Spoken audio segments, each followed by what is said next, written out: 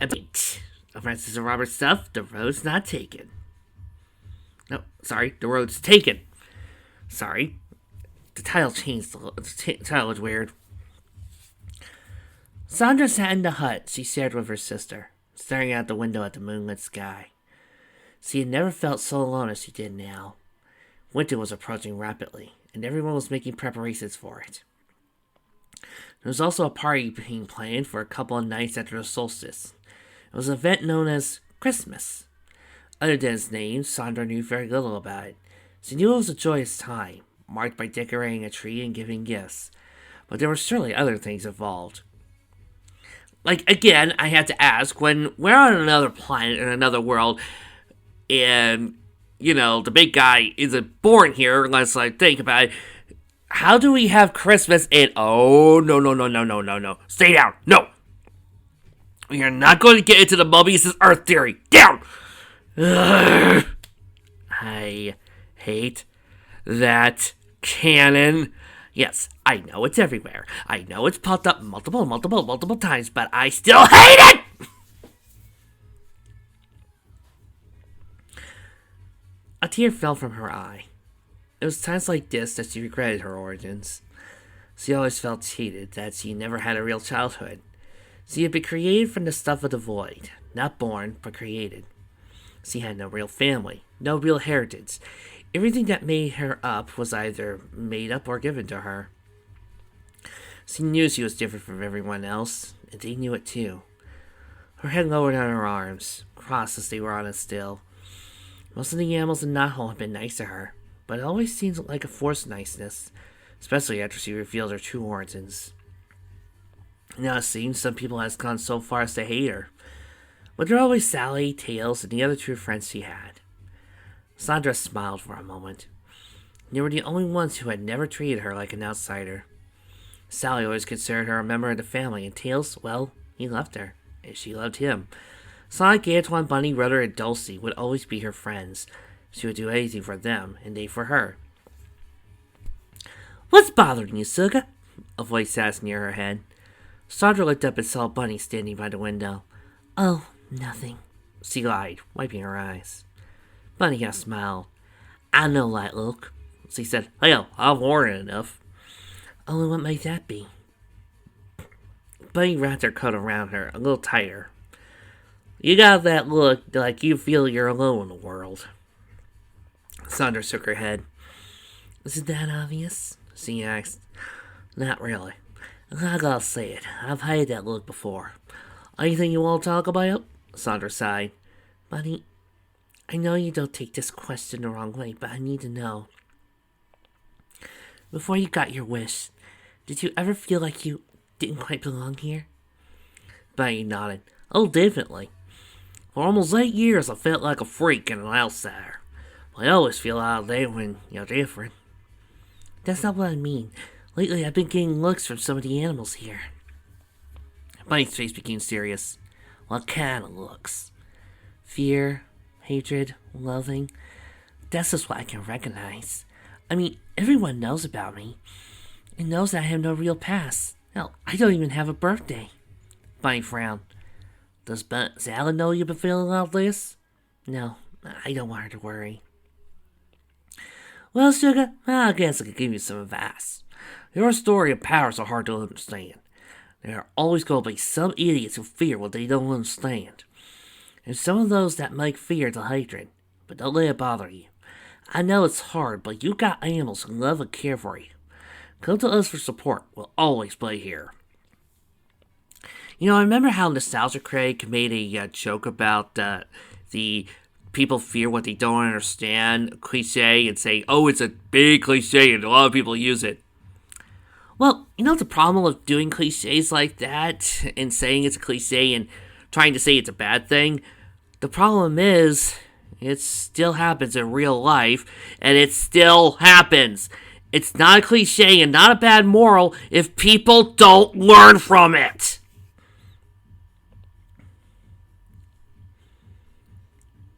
Sondra's face brightened. "Thanks, Bunny. That means a lot to me." "Anytime. Now, how about we going? Antoine's waiting for me. We got some more preparations to make for the party coming up." Alright, see you later? Of course. Well, do me a favor. For now on, call me Aunt Bunny. Sondra smiled. Okay, Aunt Bunny. Bunny waved as she walked off.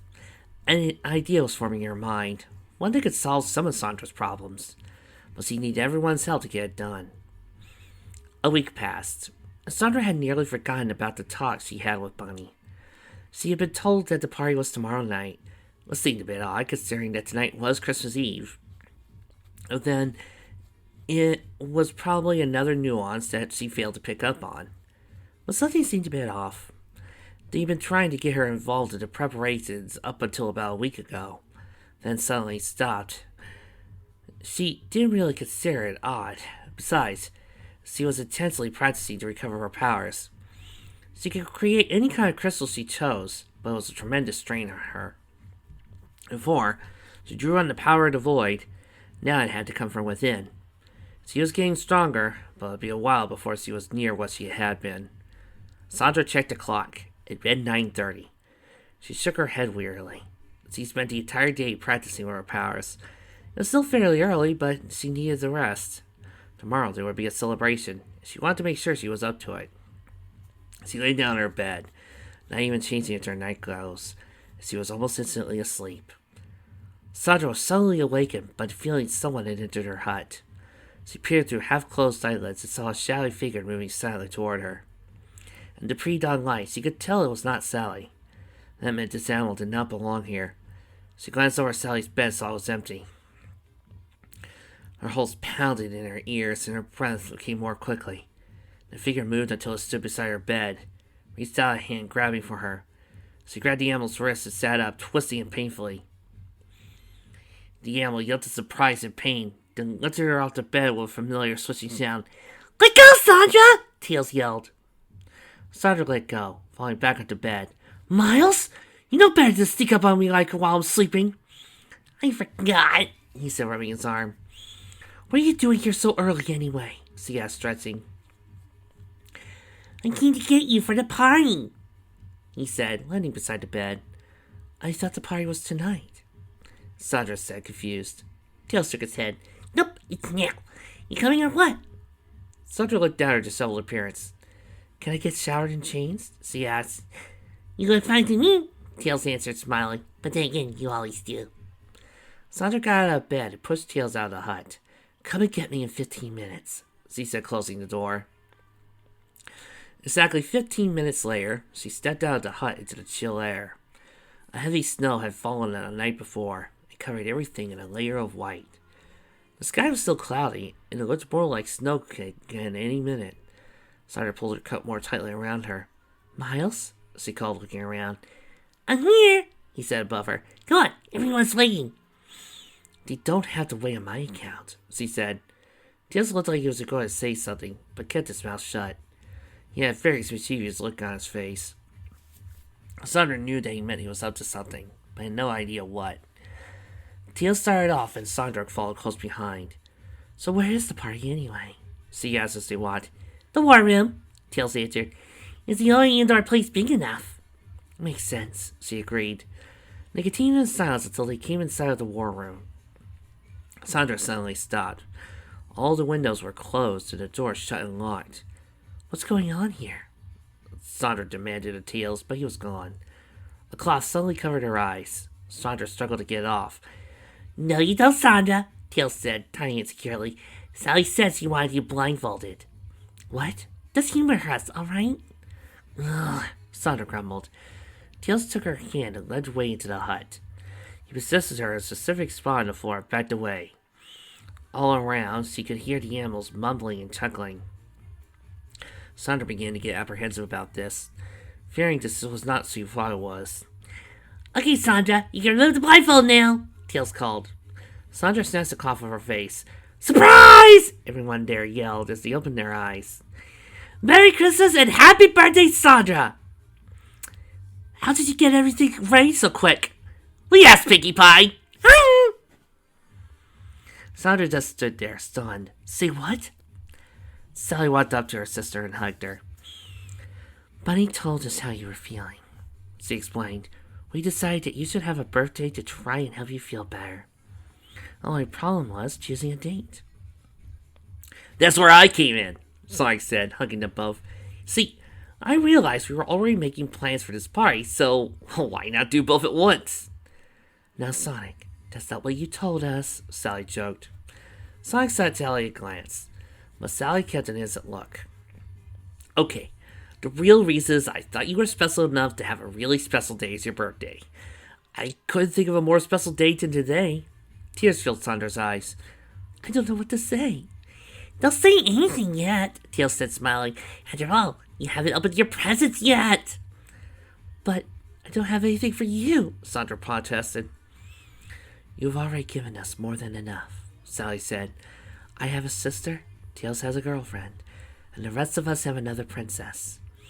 I say that covers it. Well, oh, come on, Tails said, pulling her towards the tree in the center of the room. This is supposed to be a party. Let's have some fun. The party started up, and the music started playing. Sondra stood in awe, looking at the tree. It stood at least 10 feet tall, and was decorated with many bows, ornaments, and strings. Little globes of light hung from the tree, making the tree seem to glow of its own accord. Brightly red boxes were placed in the tree, waiting to open. It's beautiful, Sondra said quietly to Tails. Yeah, Tails agreed. We really outdid ourselves this year. I might have something to do with that, Tana said. Those little lights are my doing. A spell I know that comes in handy this time of the year. It's beautiful, Sondra repeated. Christmas was originally one of the most religious holidays of the year, Tana said. Well, I guess that explains how Christmas came to be for Mobius. I'm guessing that whole pact with the She-Rat came into play. But over time, it became more of a general holiday. It no longer was observed by only one religion. If you're interested, I can explain to you about this holiday's origins, as well as some others which occur this time of year. I like that, Sondra said. Maybe after the party? Ted smiled and turned around. Suddenly he froze, surprise and fear evident on his face. Sondra looked to see what spooked him so, and saw Rosie staring at him. Her jaw dropped as he seemed to be hyperventilating. It can't be, she mouthed. It can't be. Oh no. Taz groaned, starting to shake. One of the globes on the tree exploded violently, causing everyone to shield their eyes. When Sondra's vision cleared, she saw Taz was gone. Rosie was also looking around for him. A determined look crossed her face. Not this time, she said, grabbing her coat and storming out the hut. Sondra was about to follow her, but Tails stopped her. Hey, you can't leave your own party, he said. Sondra looked after Rosie for a second, then sighed. Okay, Tails. Now, tell me more about the traditions of this holiday. Rosie stomped over to the sanctuary, heedless of the cold. She climbed the steps and tried to open the middle doors, but they were locked. Open the doors, Tannis! She yelled. No answer. Hi, I'll just sit out here till you do. Rosie sat down in front of the doors, never taking her eyes off them. Inside the church, Tannis knelt in front of the altar. Almighty One, what am I to do? He prayed. I did not even think that you would be here. Else I would have worn my hood. Is the damage done? He waited for an answer, but none came. I am on my own in this, it seems. I must decide, but I cannot rush into it. Perhaps you'll just leave. An hour passed, and Sondra learned much about Christmas traditions. She especially liked when Tails demonstrated why mistletoe was hung from the ceiling. So much, in fact, she asked for a few repetitions of that demonstration. Attention, everyone, Sally announced. The time has come to exchange gifts. Everyone gather around the tree. Everyone sat around the tree. Sally and Sonic started handing out the presents. Everyone seemed to be happy with what they received. Among other things, Sonic and Sally received matching outfits from Antoine and Bunny, who in turn received plans to build a hut where Bunny could give formal classes in the martial arts, and Antoine could teach fencing. You really shouldn't have done it. oh my, it's really too expensive. I think I'll cry. It's exactly what she always wanted. It's perfectly right. It's what she always wanted, a Christmas delight. Sorry, it's one of my favorite Rankin Bass songs. I had to do it. Proceed. Tails received some tail warmers and a new pair of sneakers. Dulcie got a portrait of her in mid-flight.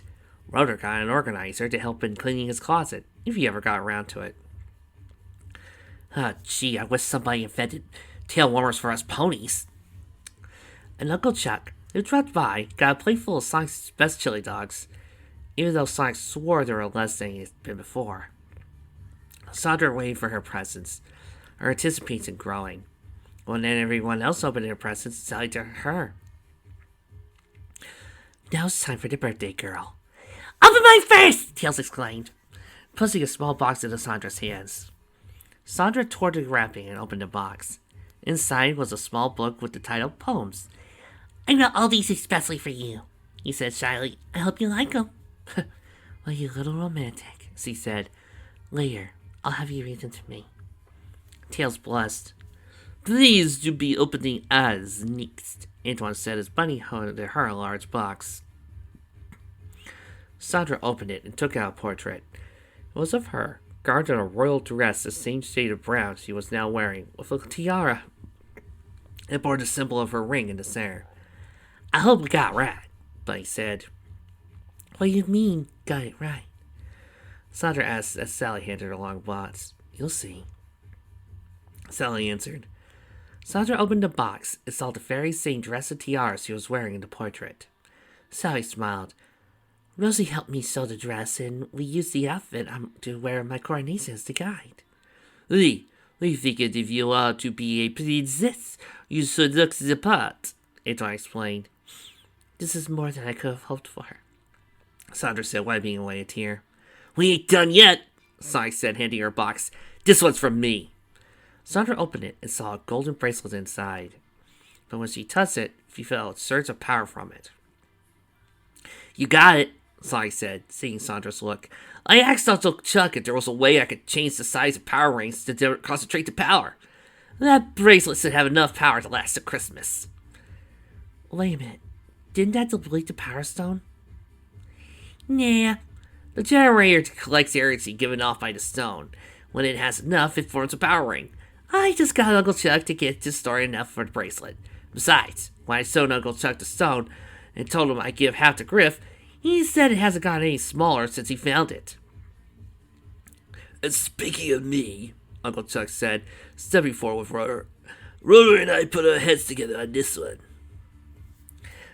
In the box was what appeared to be a smaller version of Nicole. This computer was built from a combination of what was in Rotor's closet and things I stole from Robotropolis. It's about 5 times faster than the code. It can hide 5 times the memory. I download all the files in the code so you can have access to everything Sally does. I would have used those parts to upgrade the code, but the circuitries were incompatible. Sondra put on the bracelet and opened up the computer. Does it talk as well? She asked. Yes, I do, Sondra. The computer answered in a voice very much like Nicole's, but somewhere higher pitched, and Sondra's voice was to Sally's. Before we go any further, mind giving me a name? Uncle Chuck shrugged. Seems that she's got Nicole's attitude as well.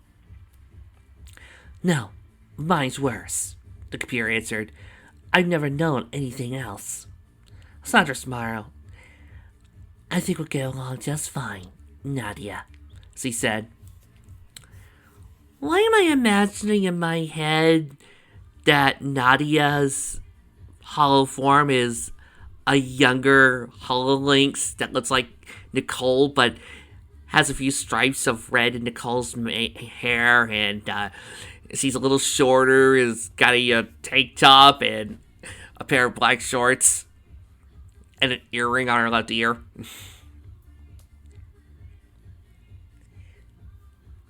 I like it.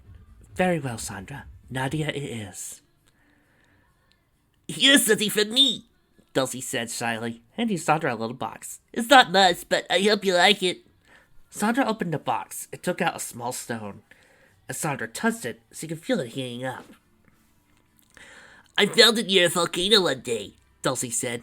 It's just a thing to warm you up on a cold day. Thank you, Sondra said, placing the stone in her pocket. Thank all of you. You've done so much for me. I don't know how I could repay it. That's the beauty of Christmas, Tails said. It's the time of giving without expecting anything in return. Sondra grabbed Tails and hugged him tight. Group hug! Sonic yelled as suddenly all her friends were hugging Sondra. Guys, I can't breathe! Sondra yelled. Everyone let go, laughing. Sondra laughed too, once she caught her breath. Alright, back to the party. Sally says the music started up again. Everyone began mingling, leaving Sondra alone with her thoughts. Almost.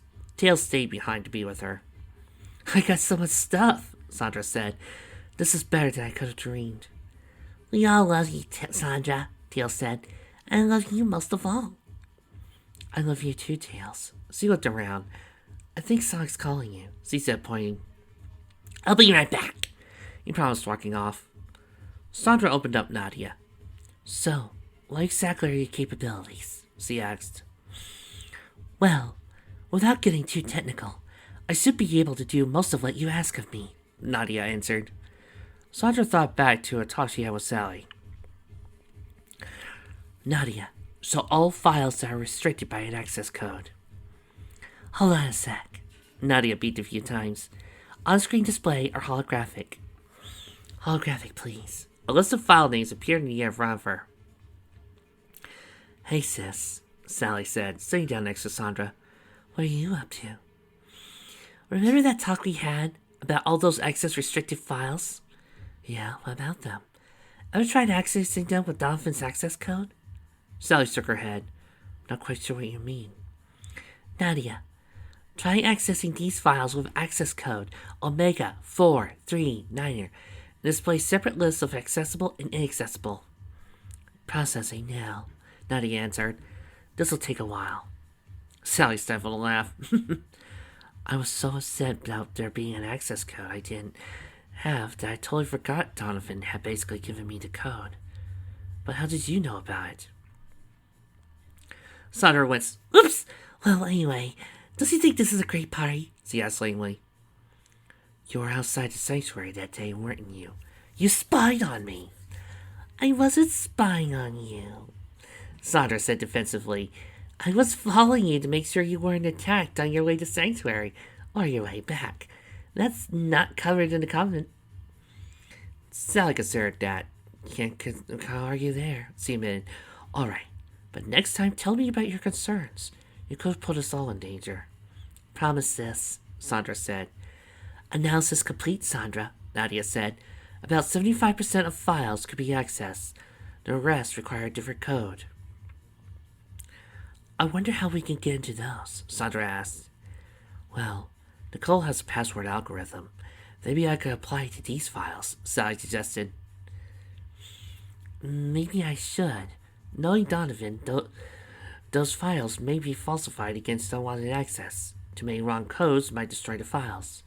Keep your originals safe, in case I need to re-download them. Good idea. Now I need to find Sonic. I have a special present for him, Sally said with an evil grin. Keep me informed of your progress. Will do, Sally, Sondra said as Sally set out to find Sonic. Nadia. Already running program, Sondra, Nadia said. You know, guys, there's a fanfic on fanfiction.net that actually has Sondra make a guest appearance. I really gotta find that. Sondra smiled. She was about to say something when voices caught her attention. I'm telling you, this is a bad idea, she heard someone say through the wall. Why though? Another voice, this one distinctly female, asked. She seems like a nice enough hedgehog. That's why, the first voice, probably male, answered. We both know she's not a real hedgehog. She said so herself. Sondra realized at the start they were speaking about her. She tuned out the party and concentrated on the devices. So what if she isn't? The female asked. She's more than proved herself. But she's different from us. I mean, I've always had a feeling for her. I don't mind telling you I was privately glad when she didn't come back. But she is back, in a princess. That's the worst part of all. I don't know what Sally could have been thinking, accepting her as her sister. But she bears the royal signet. So? Maybe the king wasn't in his right mind when he gave it to her. And I don't think Sally's better. I'll tell you this. If this had occurred before the coup, I would have joined it. Hush! The female yelled. That's treasonous talk! Yeah? Well, maybe it's time another coup occurred. This one here at Knothole. Seems the House of Acorns no longer fit to rule. I'm not listening anymore, the female said, her voice growing faint. Sondra is decent, and I'm glad she's here. I'm not the only one who thinks like this, the male yelled before walking off. Sondra's hand started shaking so badly she could no longer hold Nadia and had to close her up and put her on her boot. They're starting to turn against Sally, she thought, pressing her hands to her forehead. And it's because of me. Commercial! What? I'm sorry. That seemed like it was a good commercial break. Oh, wait. I got another one. Wow! Hey, Sondra, Tails said cheerfully, walking back to her. It's me? Tails' expression immediately became more concerned when he saw her shaking. Sondra? What's wrong? Sondra stared at Tails, tears streaming down her face. She started to say something, but then just stood up, pushed Tails out of the way, and ran out of the hut. Sondra! Tails yelled, going to the door. Sondra! Nearby, a figure looked from behind a tree and smiled. Sondra ran on, not feeling the cold, despite the fact she left her coat at the party. I can't risk Sally's downfall, she thought as she ran, if it means I could never go back. She ran for what seemed like hours. Suddenly, a black arm shoved from behind a tree, grabbing her. Well, a nasally voice said. Looks like I was wise to wait until now to do my Christmas shopping. Sondra turned her tear-streaked face and saw Sniffly glowing. I advise you let me go, Sniffly, she said in a thick voice. I really don't think you want to mess with me right now. I don't think so, Metalsonic said, summoning in view with 24 SWAT bots. You see, we need some more worker bots, and I'm pretty sure you'll fit the bill just fine. He walked up to her and put metal bands on her legs, rendering them useless. Sondra's fist clenched. Her bracelet glowed brightly, surrounding her with light. What the? Sniffly began. The bands on Sondra's legs disintegrated. She grabbed the arm of the SWAT bot who held her. Immediately, the crystals started covering the robot. She broke free of the arm and hid behind the robot. All robots, open fire! Sniffly commanded. Sondra crossed her arms in front of her chest. Her hands started glowing with crystalline colors, though her eyes remained normal. When the glow was strong enough, she stepped out from behind the crystalline robot and pointed her hands at the attackers. Thousands of crystal shards leapt from her hands, turning every SWAT bot into metallic Swiss cheese. Sniffly and Metalsonic dived behind some trees, barely avoiding the shards. This is not the end, Sniffly wailed. Sondra concentrated her shards on the tree, cutting it down in seconds. Sniffly and Metalsonic scrambled for a nearby hover ship. Sondra aimed at Sniffly's head, but Metalsonic took the shards instead. Hey, it's Shard! Sniffly opened the door and pulled Metalsonic in behind him. The ship lifted off and headed for Motopolis. Sondra watched him grow, then fell to her knees, hands and knees drained. She tried to stand up but did not have the strength. The wind picked up, blowing snow around. Chills racked her body, and the already dark sky darkened further. Another storm was coming, she thought. I'll never survive with shelter. She took Nadia from her boat as the first snowflakes fell. Nadia, search for anything I can use as shelter to survive the storm, she gasped, opening the computer up. There's an uninhabited structure 20 meters west, Nadia said. Sondra struggled to rise again, barely making it to her feet. Using her last energy, she called on her bracelet and ran to the building at top speed. Still being supported by the bracelet, she found the door. She aimed Nadia at the lock. Nadia, laser! Nadia's laser fired the lock, opening the door. Sondra stumbled inside and collapsed on the floor. She kicked the door shut, pulled the stone Dulcie had given her from her pocket and held it close. She was enveloped by warmth and soon fell asleep, never noticing a red light blinking on a nearby computer terminal. The storm picked up in intensity as Tanis watched from inside the sanctuary. Certainly she wouldn't be stupid enough to remain here in such a storm, he thought. But she might be stubborn enough. I better check. He opened the doors to the church and saw Rosie still sitting on the stairs. Rosie! He yelled, running to her and grabbing her shoulder. She's half frozen, he realized. He picked her up and carried her inside the church. Stubborn fool, just like when we were young.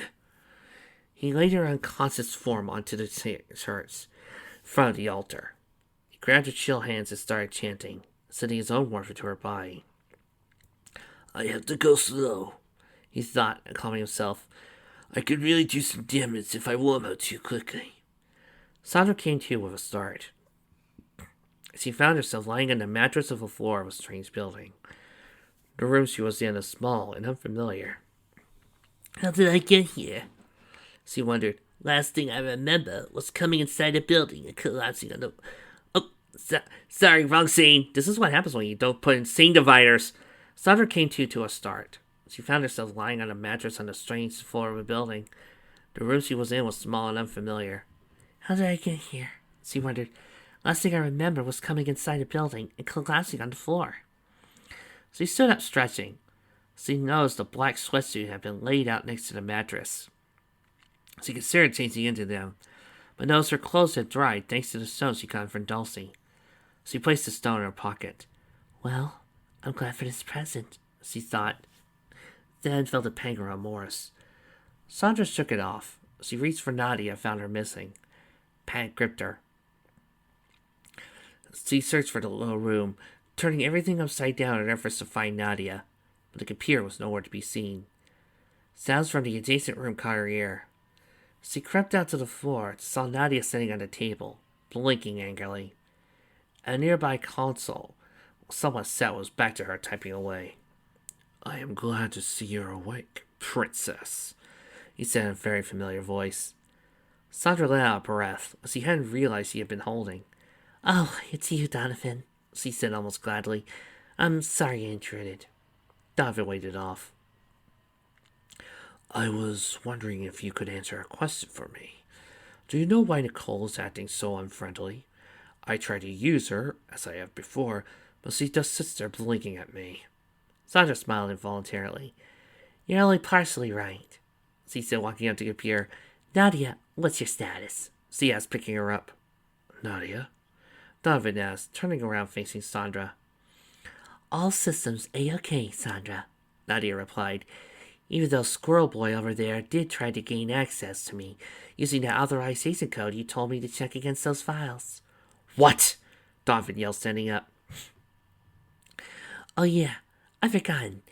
How's that password algorithm coming along? Sondra asked, paying no attention to Donovan. 100% of all files have been accessed, though one was only a ghost file. A what? Sondra asked as Donovan let out a small sigh. A ghost file. It's a file that has nothing in it. It's really odd, though, because I needed 3 passwords to get through. It must not have come through right when Uncle Chuck copied all of Nicole's files to me. At least the code should work on Nicole. Should. Well, it seems we need a key of some kind. Nadia displayed a hologram of Nicole with an arrow pointing at one spot.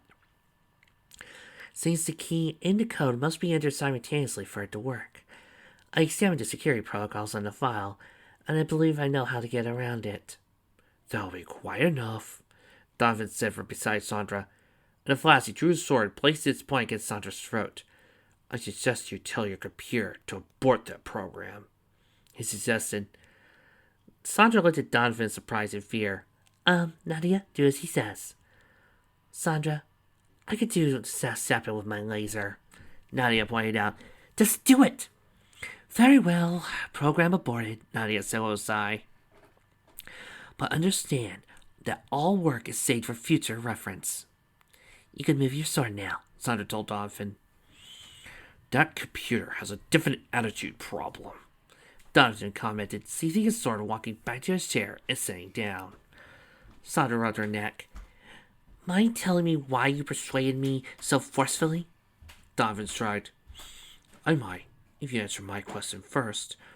Why is a princess, second in line to the throne of Mobius, out in such a weather alone and unprotected. Sondra looked away. It wasn't this bad when I went out, she answered evasively. I see, Donovan said thoughtfully. And I suppose it wouldn't have had anything to do with all those scrap swap bots I saw outside, would it? Sondra colored slightly. Well, that is... Beginning playback of overheard conversation 4 hours, 15 minutes ago, Nadia said. What do you think you're doing? Sondra demanded. Override playback. Authorization code. Psi 341. Normally, that would work on me, Sondra, but I've been programmed with a special failsafe that allows me to act on my own if I feel like you're acting irrationally. Commencing playback. Sondra fumed, but she could not prevent Donovan from hearing that conversation. Donovan listened intensely. Very sly, Snively, he muttered. Then, when he heard the part about another possible coup, he winced. Ouch! Sondra glared at Nadia as the playback ended. You weren't supposed to hear that, she told Donovan. I can guess what happened next, he said. Everyone was turning against Sally because of you, so you decided to leave. When you ran, you got in a fight with the swap bots, scrapped them, they came here to rest. Am I warm? Close, Sondra admitted. Aside from the 24 swap bots, I met up with Sniffly and Metal Sonic. Donovan jumped from his chair. Have your computer do a search of your person. Do it, Nadia. Nadia scanned Sondra. There is an unusual-looking chip on your right boot, she said. Appears to be some sort of homing chip. Donovan used his sword to scrape the chip off the boot. Snively must have thought you would return to Knothole, he said. But how did he know I'd be there? Sondra asked. Let me say this. It's wise to keep your friends close, but safe to keep your enemies closer. There's a black trench coat on my chair, he said, typing some things on his computer. He placed the chip on his console. Now we need to leave. Self-destruct command? she asked, putting on the trench. Donovan nodded. He slapped a trap door on the floor. Quickly, through here, he motioned. Sondra turned to the door and Donovan followed, shutting it behind him. Hurry, we have to make it to the end of this tunnel. Is there a need for speed? She inquired, replacing Nadia on her boot. Considering we have less than 30 seconds, I say so. Sondra smiled. They grab on.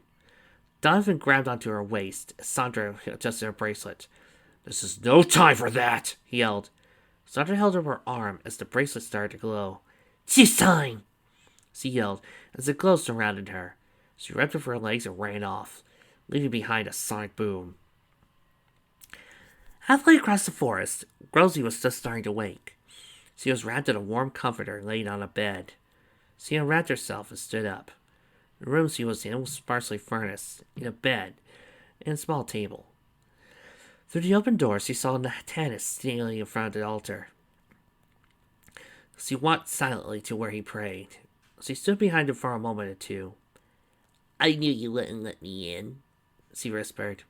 Tanis' head lowered. You're a stubborn fool, Rosie, he repeated softly, just like when we were kids. It is you, she exclaimed. She grabbed his chin and was squarely in his face. Lie! Why did you leave? I cannot say, he said, his lids lowered. I must keep my vow of silence. Even to me? She demanded. You owe me this much. You! Tanis caught Rosie as he fell. You're still weak, he said. You need to rest. Rosie shook her head weakly. Not until you tell me. Tanis stood and guided Rosie back to his bed. I'll tell you when you regain your strength, he said heavily. Rosie allowed him to put her back on the bed. Promise me? I'll give you my word, he said, tugging the comforter around her. He kissed her forehead as he drifted off to sleep. Tanis tipped out of the room and back to the altar. Almighty One, he said, resuming his prayers, I have served you faithfully for over 50 years. I ask a boon. Let me set her mind at ease. She deserves to know. Grant me a sign that I may fulfill your wishes. A warm feeling filled Tanis. Thank you, Almighty One, he whispered. He stood and walked to a back room, began preparing a meal for when Rosie awoke. "We're almost at the end, Donovan," Sondra yelled. "You better do something before we crash into a wall." "Keep going," he yelled. "Stop 3 feet after the tunnel ends." "After?" Sondra demanded. Then she had no choice. She just closed her eyes and ran through the wall. Nothing happened. She barely remembered to stop and ended up scraping her nose on the real wall that was hidden just beyond the illusionary one. "This way," Donovan said, walking down a passage that led to a small, dimly room. "We should be safe here." Sondra walked in, rubbing her nose. "Interesting place you have," she commented. Donovan shrugged. "About that bracelet." "Oh, this was a Christmas present from Sonic," she said, then felt that remorse again. "Having second thoughts about it?" Donovan asked. "Yeah, I mean, so many people care about me back at Knothole. I can't just run out on them. Bunny was right. There'll always be some idiots who hate and fear what they don't understand. I just had to learn not to let it bother me." "Well, I can't say I'm not glad to hear that," Donovan said with a half smile. Sondra nodded. "I guess I should let them know I'm okay," she said, taking Nadia and opening her up. "Nadia, open communication link to Knothole." "Already standing by," Nadia said. "You know, I can reprogram that attitude out of her," Donovan said. "That's okay," she said. "Come in, Sally." "Sondra, is that you?" Sally's voice came through Nadia's speaker. "Where have you been? I'm worried sick about you." "I'll explain when I get back. I just had to leave and get caught out in the storm." "What happened?" "Tails said you were crying before you left." "I really rather talk about when I get back," Sondra said. She saw Donovan making a motion with his thumb across his throat. "I have to go. This might be traced." "Trace, are you in trouble?" Sally demanded. "Later, sis. Nadia, end transmission. Accept no incoming." "Understood, Sondra," Nadia replied. "You catch on quick," Donovan remarked. "When the storm subsides, I'll take you to your sanctuary. Then you can find your way home from there." "Sounds good. Now about our deal." "What deal?" "You said you'd tell me why you don't want that file access if I told you why I was out here." Donovan considered. "2 things I'll point out. First, I said I might tell you. Second, Nadia told me, not you." Sondra grimaced. "Well, I see. Suppose I know already." "Whatever," Donovan said, settling into a chair. "Nadia, access file on Gem of Enchanted Dreams. You know the code." Getting playback now, Sondra." "Greetings, Princess," the same voice started. "I'm installing a few programs on the computer for your father, as Sir Charles designed for you. Ones I think you'll need at some point in the future. This file concerns a jewel known as the Gem of Enchanted Dreams." Sondra ceased paying attention to the recording, concentrating solely on Donovan. He turned the chair away from her, but he could still see that the voice was offending him. She waited until Nadia was finished before speaking. "That's your father, isn't it?" she asked. Donovan lifted a hand to his eye. "What gives you that idea?" She watched him and took off his glasses. "Tell me I'm wrong," she said, looking him straight in the eyes. Donovan tried to speak but looked away. "I thought as much," Sondra said, tossing his glasses onto his lap. "You don't understand," Donovan said. "No one can know that." "Why?" Sondra asked. "What is it that you are afraid of?" "I cannot say." Sondra took off her ring and held it up for Donovan to see. "I, Princess Sondra Acorn, second in line to the throne of Mobius, do hereby swear I will never reveal anything you tell me this day except to whom I have promised never to have secrets from, and only then if he swears his silence. I will also never use any knowledge gained today to my advantage." Donovan stared at her until he replaced her wing. "And what of your computer?" he asked warily. "Nadia, do not reveal anything of what is discussed here to anyone, unless specifically directed to by either myself or Donovan." "If you insist, Sondra," the computer said, so the hologram of a frowning face. "Very well," he said heavily, putting his glasses on. "Where do you want me to begin?" Antoine and the others said you disappeared days before the coup. Start there, Sondra suggested. Donovan nodded. All right, but please do not interrupt anyway. If you do, I may not continue. He took a few deep breaths and began his story, taking time to choose his words carefully. As you were told, Antony and I were great friends growing up together in Mobotropolis. Even though he'll never admit it, I'm the main reason he became such a prankster.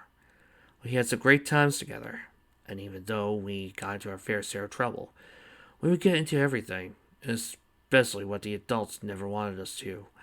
We never even knew everything there was about Knothole. Life was fine for those days, but then things started to change. One day, my father came to me as I was preparing to go on another expedition with Antony. Donovan, my son, he said, I wish to speak to you. Of course, father, I answered innocently. My father looked at me intently. My son, whatever happens these next few days, you must know that I love you. Never doubt that for an instant. But father, Donovan promised me this. I promise. My father hugged me, then walked out of our house, going to his job as a royal guard, second only to Antony's father. I didn't think much of it that day.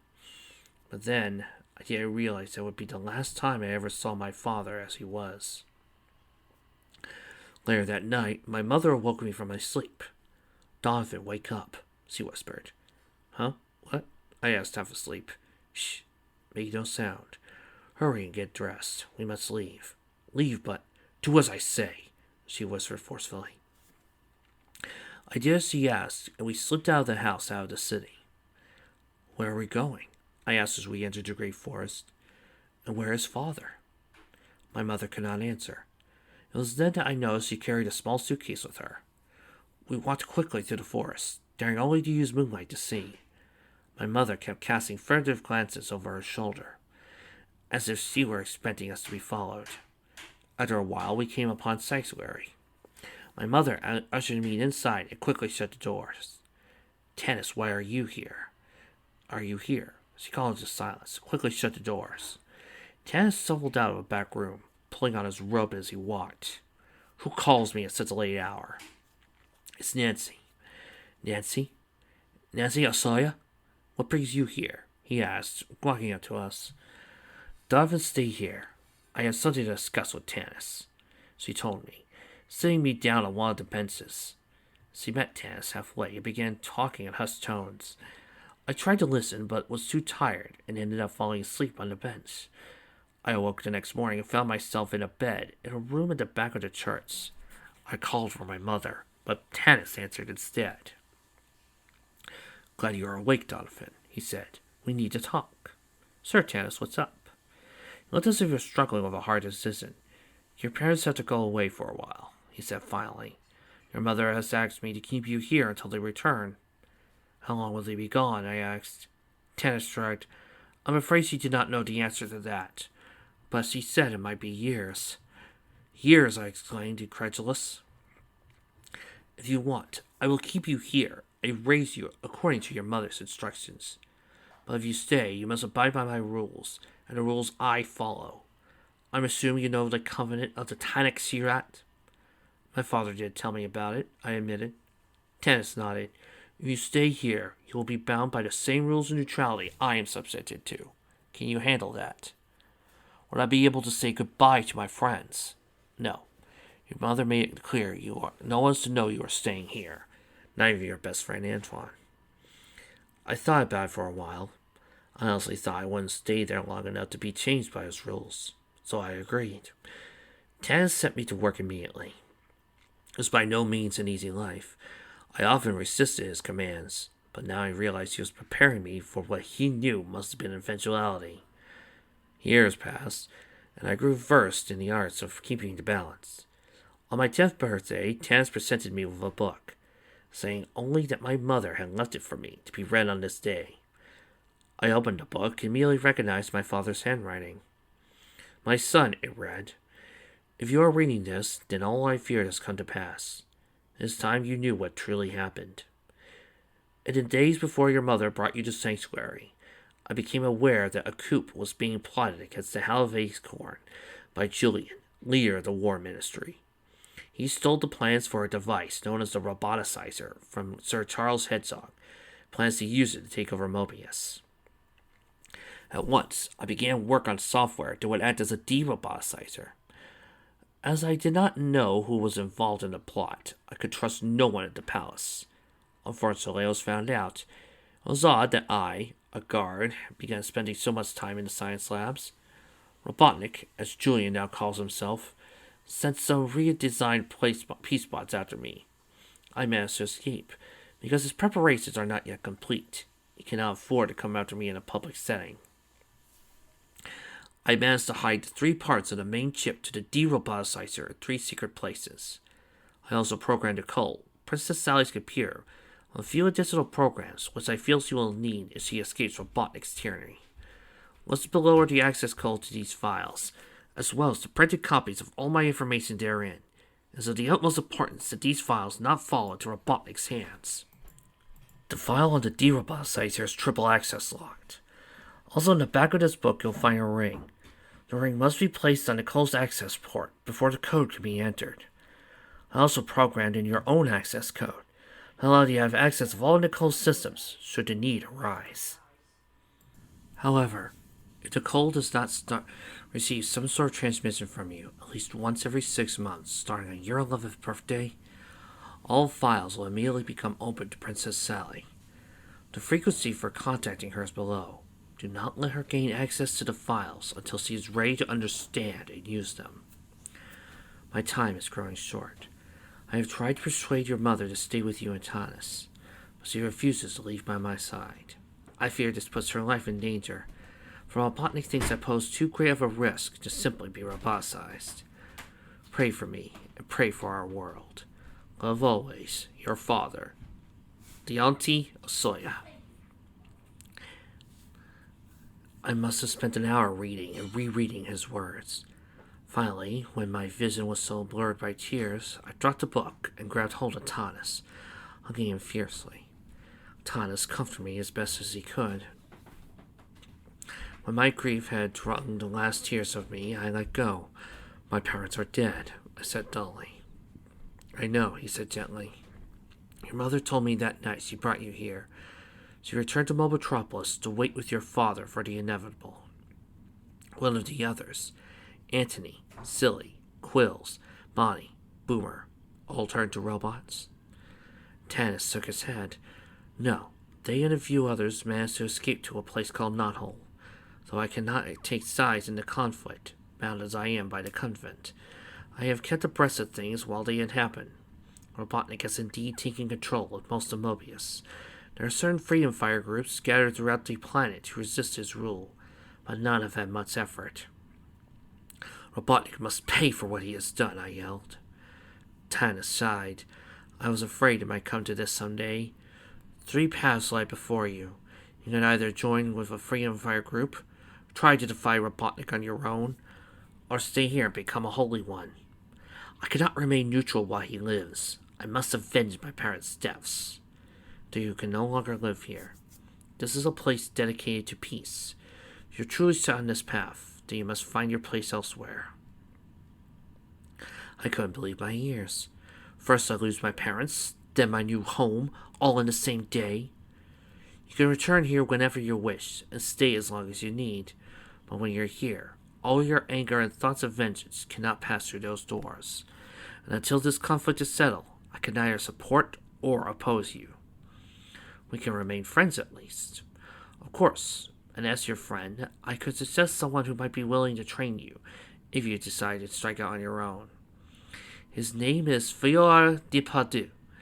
He formerly worked in the Ministry of War under Robotnik, and managed to stay alive. Striking at Robotnik whenever he can. Where can I find him? I asked eagerly. He lives inside the Forbidden Zone. If you could get to him, he may teach you. May? Tanis shrugged. He has grown bitter and sullen since his family was roboticized. He comes here once in a while to find the strength to continue. He and I already have a lot in common, I muttered. Aloud I said, I believe I'll try to find him. Then you must need this. Tess gave me a wrapped box. When I opened it, I found a sword inside. It was your father's. A more elegant weapon for a more elegant time. Ow! Your mother told me to give it to you if you decided to fight Robotnik. I took the sword and scabbard and tried it on, turning on the lightsaber. One more Star Wars joke and Trixie's gonna start the beatings. I promise, Trixie. No more Star Wars gags. I'll be back, Tannis. I promised, walking away. You'll see. I gathered together a few of my belongings and made ready to leave. Tannis waved goodbye as I shut the doors of the sanctuary. I knew then that the innocent time of my life was over. I had been growing up without knowing it. All the work Tannis made me do would help me survive on my own. Now, a new phase of my life would begin. That night, as I sat in my hastily constructed lean-to, I committed the entire book my father had given me to memory. I took the ring from the book and placed it on my finger. The ring adapted to my finger, changing its size to fit snugly. I then burned the book, so as to leave nothing behind that could fall to Robotnik's hands. It was the hardest thing I ever had to do, but I knew I must. After 3 days of travel, I reached the edge of the Forbidden Zone. I stood looking out over the desolate place, and my will faltered. Surely no one can live here, I thought. I turned around, ready to search for a freedom fire group that would accept me, when I found I was not alone. In front of me stood a very large and physically opposing Wolverine. He must have stood at least as tall as Robotnik, his entire body riffled with muscles. A huge scabbard was stretched across his back, and in his hands he held a sword so heavy it took 2 hands to wield. It was stuck point first to the ground, and he leaned on it casually. It was less of a sword and more like a hunk of iron. I stood there, open-mouthed, staring in awe and a growing fear at this creature. He calmly reached around with me with one hand, grabbing the back of my vest, and looked at me if we were eye to eye. "You're trespassing," he said, his voice dark and menacing. I tried to stammer some reply, but my tongue had taken that instant to roll over and play dead. The Wolverine's lip curled. "What is your business in the Forbidden Zone?" he growled. My heart raced with fear. Then everything went black. I suppose I must have fainted, because the next thing I remember is waking up on a small, uncomfortable cot. I sat up and looked around. The Wolverine I had encountered earlier was sitting on a nearby table, staring at me. I scrambled off the cot and to my feet, ready to run, but the Wolverine raised his hand. "Forgive my callous attitude," he said in a more normal voice, "but living out here tends to harden one's soul." Understandable," I mumbled. "So let me ask again, what is your business in the Forbidden Zone?" "I was sent here to find an animal by the name of Gerard, I think." "Gerard?" he asked, seemingly amused. "Are you sure that was the name?" "It was something like that." "Could the name have been Fiar?" "Yes, that was it." "What is your business with this Fiar?" "I want to train me to fight Robotnik." "And what business might have with Robotnik?" "Robotnik killed my parents, and I want revenge." "Revenge is a dangerous emotion," he said. "Trixie knows you're thinking of the Yoda gag. I want to so badly." Standing and walking to a window. "It could consume your whole life. Give you only one reason for living." I looked at him in sudden understanding. "You're a Fiore, aren't you?" He nodded. "Before I give you my answer, you must know how you found me. A holy one by the name Tannis recommended you to me." "You have friends in high places, young squirrel," he said, gazing out the window. "Tell me, what is your name?" "Donovan." Fiore walked up and grabbed me by my shoulders. He stared at me with such intensity that my fear rose again.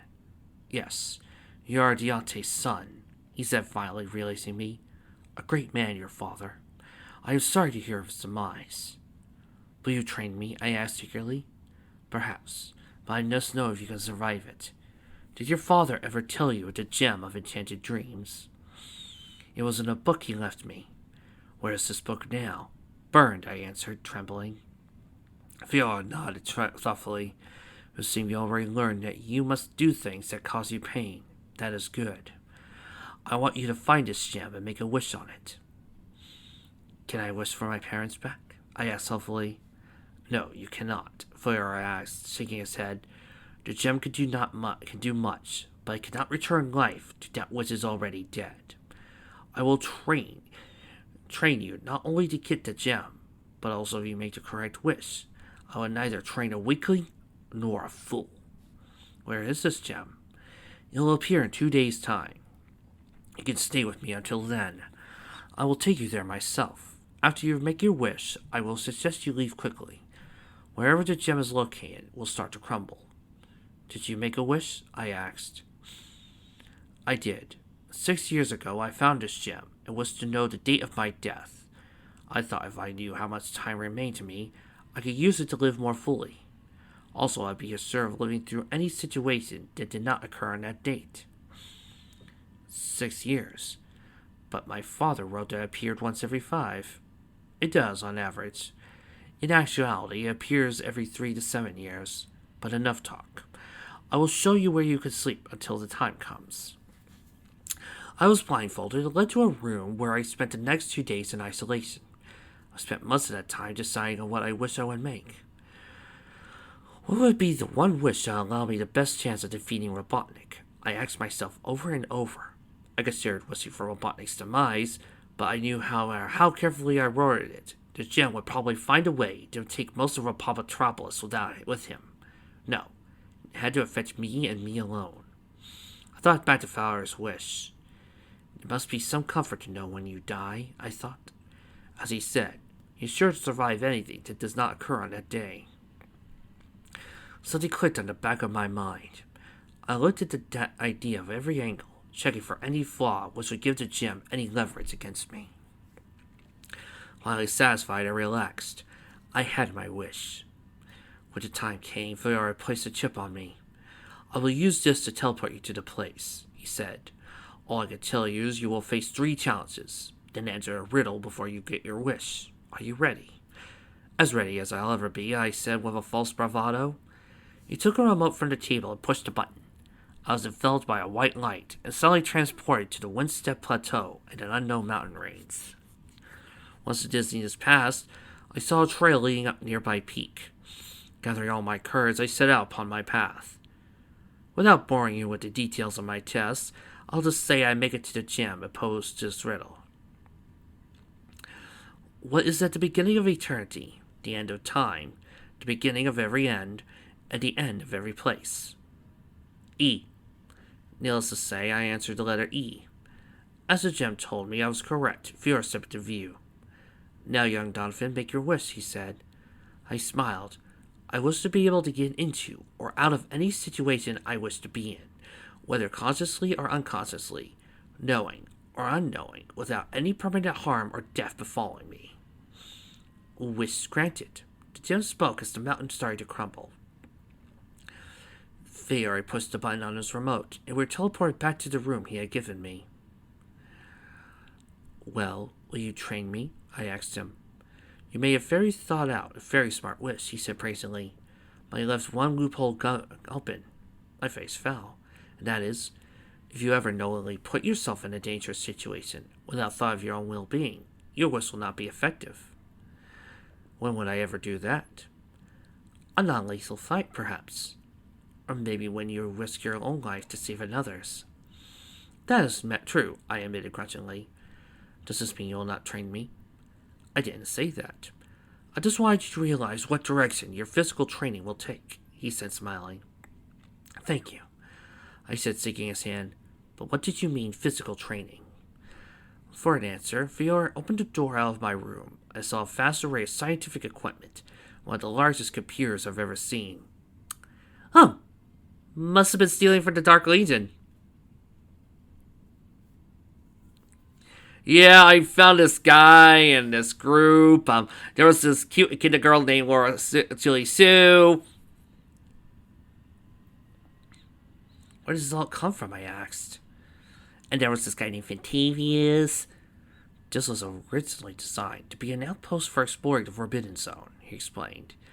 As that project was abandoned, it became a science lab where experiments too difficult or dangerous to be conducted in the palace's lab.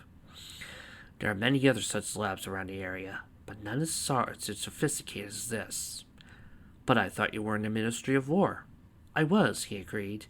But after the coup, I realized I could not rely on brute force to defeat Robotnik. Or I had read over these places in an old file and came here to see what could be used. Over the past 4 years, I taught myself how to use everything I found here, as well as inventing a few things of my own. Yet, indicating the chip that was on my vest. Have you ever been in the other labs? I asked, an idea starting to form. Viora shook his head. I have been too busy here, he said, sitting down at a terminal. In any event, I want to test the limits of that wish of yours. Let's see exactly what you can do. For the next 6 months, I trained every day with VR. He trained my body, making me reach my limit, then pushing me beyond it. He also taught me to think as I fought, often anticipating opponents' moves before they even considered them. As for training my mind, I learned everything he had about computers, but in 1/8 of the time. Soon I was making my own inventions, the first of which were my rocket boots, even though I kept upgrading them. He also carried through on his testing of my wish. At least once a week, he would either place me in an inescapable situation or challenge me to an impenetrable one. Though I always passed, I almost never did so unscathed. My wish protects me from permanent harm and death, but not from injuries that will heal. Eventually, I learned how to rely on my wish only as a last resort. So no permanent harm or death. Yeah, that could still be very painful. The last test came when he touched me through a void portal, challenging me to get out. Within seconds, the chip on my vest miraculously activated, telling me to point back to the vase. The chains that overcame Miles also started on me, but I escaped before I completed. As it was, Viora did have to lay out the facts of life for me, which he claimed was harder than any battle he ever fought. Finally, 1 week before my 11th birthday, he called me in for my training. Donovan, you exceeded all plans I had when I first agreed to train you, he said. The time has come when we should attack Robotnik. About time, I said. I had been very eager to seek vengeance for my parents' deaths. Then let's go wreak some havoc. Late that night, we teleported inside Robotropolis, landing inside Robotnik's main base. One of the tests that involved me planting a receiver chip inside the building. After a few minor encounters with SWATbots, we made our way to the control room. What is this? Screeched an annoying little man when he saw me. He advanced on me, but quickly backpedaled when he saw Viora. Viora, he stammered. How good to see you again. I'm touched you remembered me, snively, he said sarcastically. Where's Julian?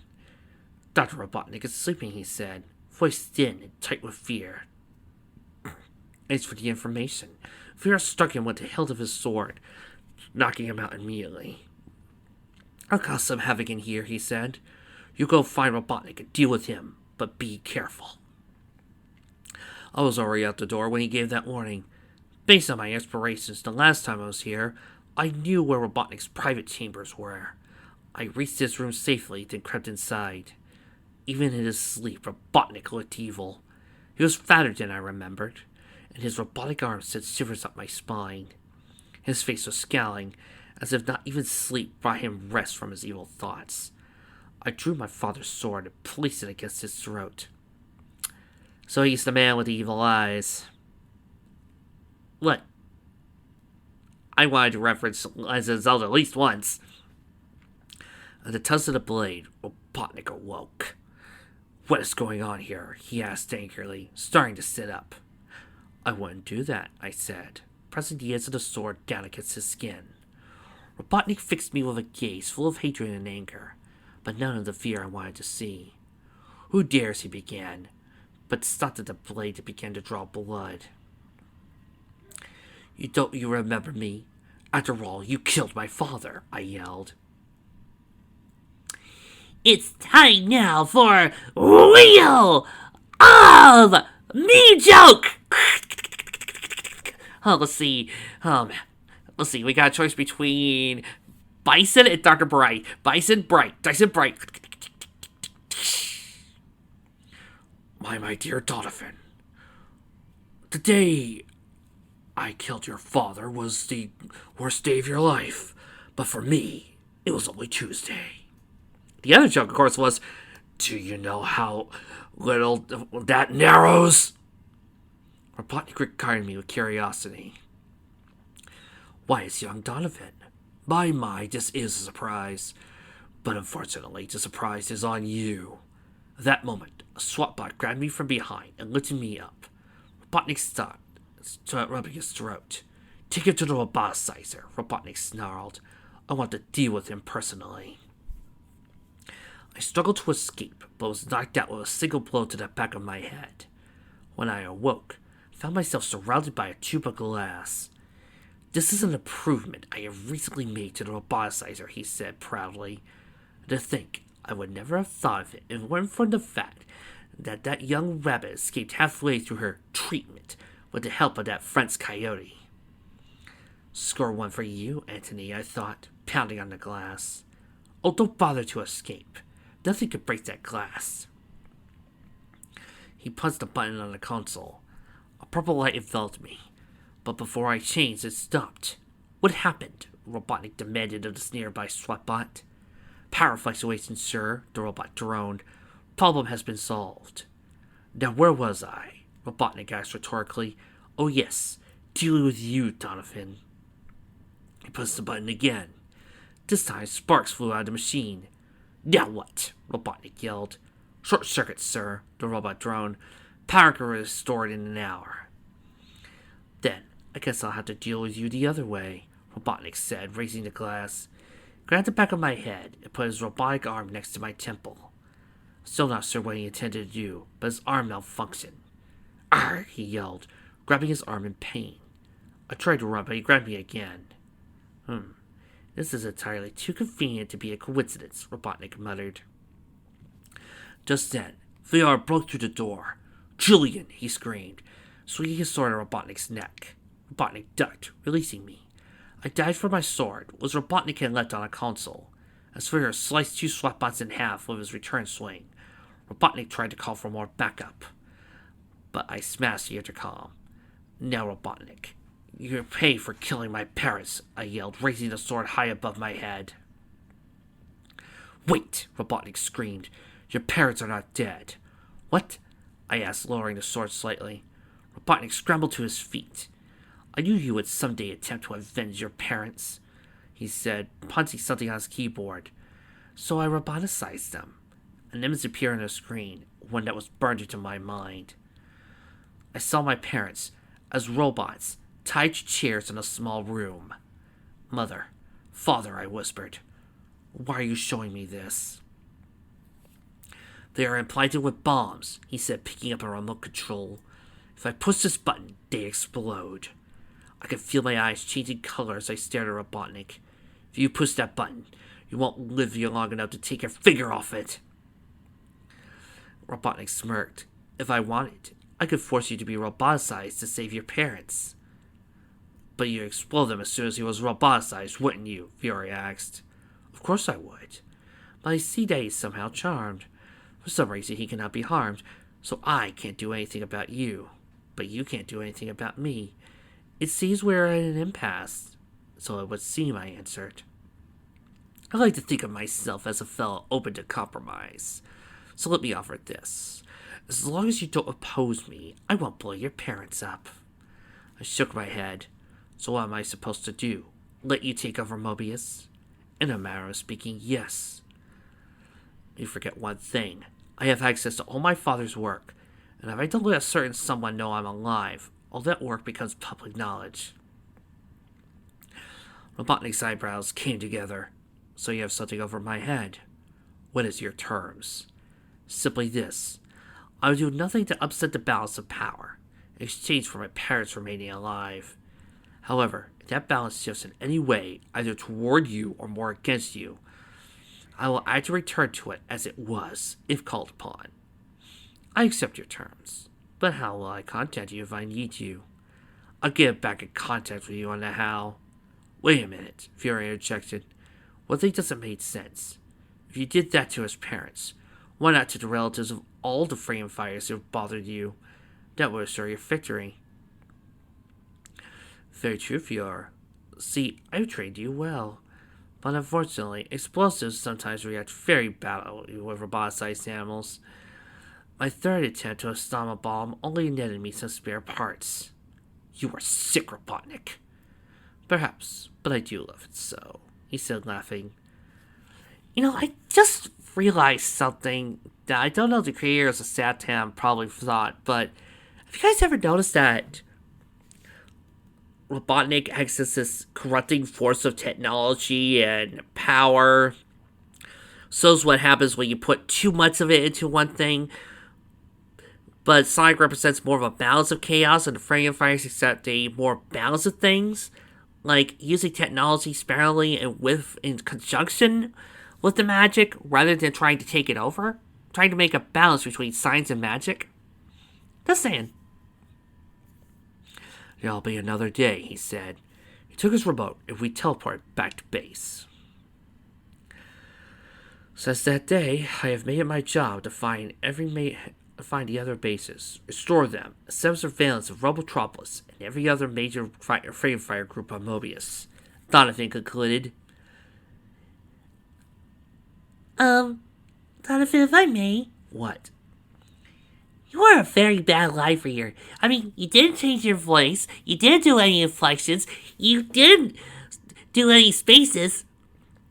Look, my job is not a live reader. I'm not that good. It has been hard not interfering. But now you know why I cannot act of my own free will. Sondra sat there, letting it all sink in. I think I finally understand you, Donovan, she said slowly. It's amazing how you could survive all this time with very few people to support you. Donovan shrugged.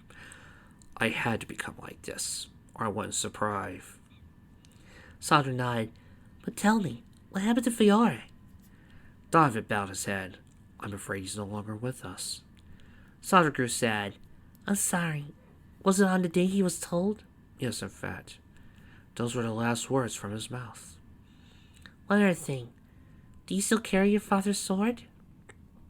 Donovan shook his head. No. After I struck the deal with Robotnik, I felt no longer worthy to use it. I returned it to Tanis, until such time as I might have need of it again.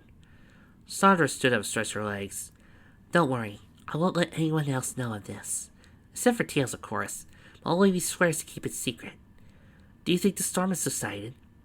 It has, Nadia answered before Donovan could speak. Sondra suppressed a smile. Then I guess we should be going. Donovan stood. Very well, follow me. He led her up into the surface of the area near Sanctuary. This is as far as I can take you, he said, holding out his hands for the trench coat. Sondra handed it over. They took out the stone Dulcie had given her. I'll manage from here, she said. Thank you for everything. Thank you for insulting, he said. For too long I've only had Tanis to confide in. Now I have you as well. Nadia started beeping. Don't forget me, she said when Sondra opened her up. As though the balance ever shifts into the Freedom Fire's favor, they may be on opposing sides again, he said gravely. After hearing your story, I expect no less. Well, if there's nothing else, Donovan said, starting to turn away. Hold on, Nadia said, a distant attention from her. You might want to take this. What is it? Donovan asked warily. Some mistrusting, Donovan, he said snidely. Actually, this is a Christmas present for you. I noticed how you react every time you hear your father's voice. I realize you probably don't have anything you can hear him on, right? What of it? Donovan asked, though Sondra already caught on. This disc is a copy of all the files in which your father speaks. Merry Christmas, Donovan. Donovan took the disc in trembling hands. Still want to rewire her attitude? Sondra asked. Donovan didn't answer. I have something for you as well, he said. He took 2 chips from his pocket. This will allow you and Knothole to communicate without fear of being traced. Also, make sure you do a scan whenever something important is to be revealed. Remember this, the walls have ears. Before Sondra could ask what that meant, Donovan placed the chips in her hand and walked away. I'm going to have a fun time explaining where I've been, she muttered, walking past Sanctuary towards Knothole. But in all, was worth it. She put the sprig of mistletoe and tucked it in her pocket. This'll look good in Tails' hair, she thought, especially seeing as that puts him under it. Meanwhile in Sanctuary, Rosie was walking from her extended nap, became aware of a delicious odor flowing into her room. She followed it and found Tanis preparing a small meal. It's good to see you all awake, he said, placing some food on the table. Rosie sat down. Well, will you tell me now? She asked. Not much to tell. What, we're not going to have a multi-paragraph story for me to read in your voice? My older brother Torn was supposed to take over the family tradition, but he was killed suddenly in a freak accident. I was immediately summoned here to Sanctuary to begin my training. Could you at least tell me where you were going? Rosie demanded. Tanis shook its head. I was forbidden to, but I always planned to come back to you. But when I returned, I learned you and your family had moved to Robotropolis. I thought you made a different life for yourself and decided not to interfere. Once Robotnik took over, I was sure you'd been roboticized, like so many others. See, well, there's nothing to be done about the past. What you say we start over? Just like that, Tanis asked, amazed. You'll be willing to forgive me after all the heartache I caused you. Rosie smiled. For years, I harbored a bitterness towards you, but that stopped a long time ago. Because this is a time for forgiving. Neither of us have many years left. Let's enjoy each other's company while we can. Tanis smiled and sat down across from her. Very well. I want you to tell me your story now. After all, fair is fair. Rosie laughed. Maybe later. Right now, let's eat. And they sat there, eating and chatting until well into the night. Both knew that all was not right with the world, yet, for that night, all was right with them. You know, I think I know why I preferred Donovan's long backstory as opposed to the long paragraphs I had to deal with the senator back on Luniverse. His actually mattered. Hers didn't. Hers multi-paragraph things felt so disconnected with the story. Here, this actually felt important and actually gave us something more. And I can't believe I've been working on this for 90 minutes. Wow. It's been ages since I did that. Felt good.